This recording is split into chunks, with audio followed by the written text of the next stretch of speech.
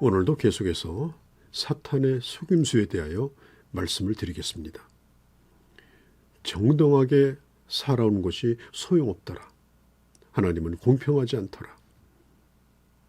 악인의 형통함을 보고 낙심했던 시편 73편의 기자처럼 그런 결론을 내리고 좌절하는 것, 이게 바로 사탄의 역사인 것입니다. 시편 37편에 보면 1절 2절에 행악자로 인하여 불평하지 말며 불의를 행하는 자를 시기하지 말지어다. 이는 저가 풀과 같이 속히 시들고 푸른 채소같이 사라지기 때문이라고 말했습니다. 오늘 성경에서 이 불평이라고 하는 말은 너무 화가 난 나머지 속이 부글부글 끓어오르는 모습을 나타내는 단어입니다. 왜 이렇게 속이 끓어오를까요? 악한 자들의 길이 의인보다도 훨씬 더 잘 되는 것처럼 보이는 겁니다. 왜 저들은 저렇게 기세등등하고 손으로 하는 일마다 잘 되고 저들의 번영을 저렇게 자랑하고 다닐까 하는 것입니다. 미국과 유럽에서 거의 10여 년간 스터디셀러로 많이 팔린 화제 책이 있습니다. 유대인을 납비했던 헤롤드 쿠시너라고 하는 사람이 쓴 책인데 선한 사람에게 왜 불행이 오는가입니다. 나쁜 사람에게는 왜 좋은 일이 일어나는가? 악인이 왜 형통하는가? 악인이 왜 번영하는가? 이것은 이해할 수 없는 사실 가운데 하나입니다. 이런 모습을 보면서 믿는 사람들 속에는 분노와 불평과 좌절이 있는 것입니다. 또 하나님에 대한 피해의식이 있습니다. 자, 이럴 때 우리는 어떤 반응을 하면 좋을까요? 불공평해 보이는 이 세상에서 승리의 삶을 살려면 어떻게 해야 될까요? 여러분, 이 세상에는 악한 자만 있는 것이 아닙니다. 부정적인 눈으로 보면 모든 사람이 다 도둑처럼 보이죠. 그러나 좋은 사람 많습니다. 그 많은 사람 중에 나쁜 사람만 보는 사람은 그 자신도 나쁜 겁니다. 세상을 아름답게 보십시오. 좋은 편에서 보십시오. 악한 자를 보고 시기하거나 다툴 필요가 없습니다. 악을 행하는 자로 인하여 불평하지 말고 그들을 시기하지 말고 그들은 잠시 형통한 것처럼 보이지만 얼마 가지 않으면 멸망을 당할 것입니다. 때때로 엉터리로 살면서도 잘 되는 걸 보면 우리는 마음이 상하죠. 그리고 질투하고 불평하죠. 이 악한 시대에 선을 행해봐야 뭐하냐. 그래서 의욕을 상실하게 만들고 좌절감을 느끼게 하는 것. 이게 사탄이 쓰는 아주 전형적인 방법입니다. 우리는 그들의 종말을 볼 수 있어야 합니다. 악인은 패망할 것입니다. 그러므로 우리는 여전히 선을 따라가야 됩니다. 하나님이 주신 기업을 얻고 살아가는 사람들은 잠시 악인이 잘 되는 것에 대하여 우리는 선한 일을 포기하든지 불의와 타협하는 것을 선택해서는 안 됩니다. 끝까지 믿음의 길로 가야 합니다. 빌립보서 4장에 보면은 원망하거나 시기하거나 불평하지 말고 감사함으로 하나님께 아뢰라고 말씀하죠. 기도할 때 감사하다는 말이 한마디도 없는 기도는 정말 한심한 기도입니다. 한이 맺혀가지고 주세요 주세요 안 달라는 기도, 그렇게 일관하는 기도는 참 괴로운 기도입니다. 많이 기뻐하며 많이 감사하며 기도하십시오. 많이 달라고 다 들어주는 분이 아닙니다. 귀찮게 한다고 들어주는 분도 아닙니다. 기도하는 얼굴은 밝은 얼굴이요 기쁜 얼굴이어야 합니다. 이그러지고 뒤틀린 그런 모습으로 여러분들의 자녀가 항상 나와서 뭔가 달라고 하면 그 얼굴 다시 보고 싶겠습니까? 그 소원 들어주고 싶겠습니까? 시편 37편 16절 17절에 보면 의인에게 속한 적은 것이 악인에게 있는 많은 풍부한 것보다 낫다고 했습니다. 악인의 팔은 부러지지만 의인의 팔은 여호와께서 붙들어주기 때문이라고 했습니다.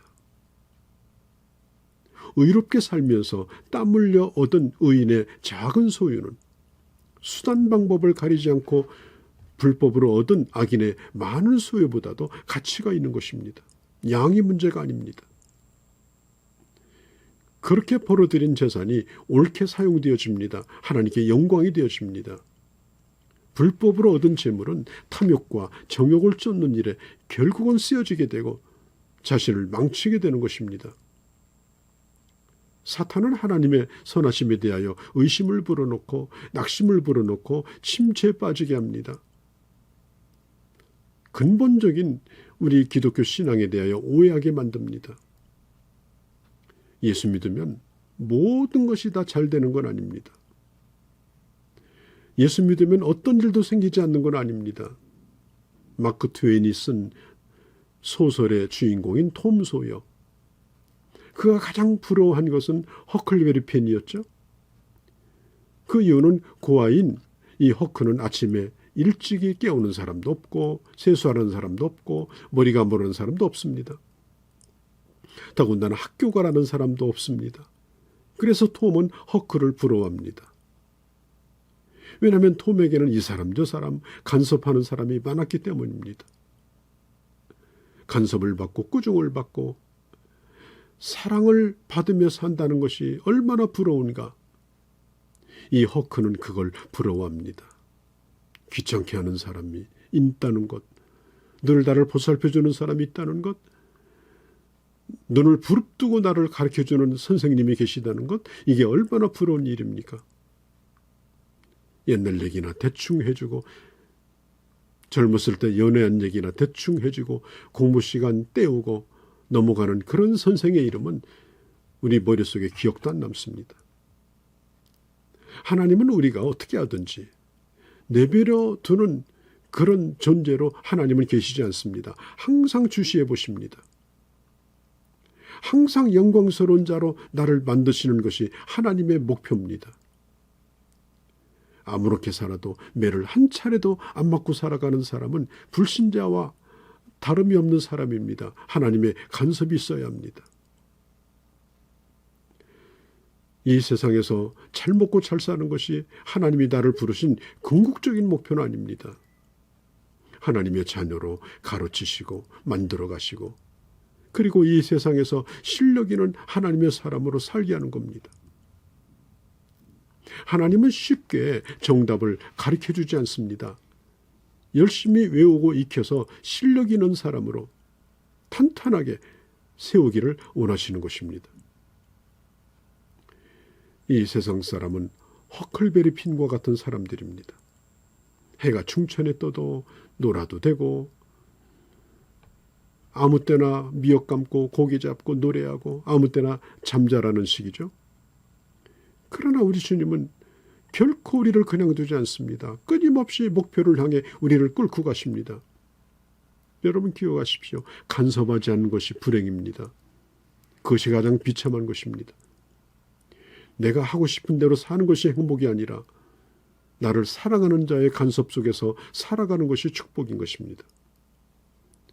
로마서 8장 17절에 보면 자녀이면 또한 후사 곧 하나님의 후사여 그리스도와 함께한 후사시니 우리가 그와 함께 영광을 받기 위하여 고난도 받아야 될 것이라. 히브리서 12장 6절에 주께서 그 사랑하는 자를 징계하시고 그가 받으시는 아들마다 채찍질을 한다고 했습니다. 결코 우리는 주어온 자식이 아닙니다. 하나님의 자녀입니다. 반드시 오늘 뭘 배웠는지 시험 점수 얼마 맞았는지 물으실 겁니다. 때로는 혼나기도 합니다. 남의 자식은 빵점 맞아도 관여하지 않습니다. 악한 자는 저 하고 싶은 대로 하다가 내버려 두고 그냥 망하도록 버려두십니다. 그러나 하나님의 자녀는 결코 그렇게 살 수가 없습니다. 그러니까 이 마귀가 악인의 형통을 보면서 야 니네들 예수 믿어도 소용없더라. 안 믿는 사람도 잘 되더라. 이렇게 속삭이면 옛말에 화난 김에 서방질한다. 그런 말 있죠. 신자를 낙심시켜서 죄를 지게 만들고 마음대로 살게 만드는 이런 시험에 절대로 빠지면 안 됩니다. 그리고 그렇게 사는 자를 부러워해서도 안 됩니다. 우리는 이런 생각을 통해서 사탄이 우리를 시험할 때 담대하게 이 유혹을 물리쳐야 합니다. 그리고 어떤 경우에도 하나님의 자녀됨을 잃어버리지 아니하고 그 모든 과정이 나를 하나님의 자녀 되게 하는 그런 과정이 되도록 감당하시고 훈련받으시고 그리고 세상 가운데 멋진 하나님의 사람으로 세워지는 그런 주의 자녀들이 되어주시기를 바랍니다.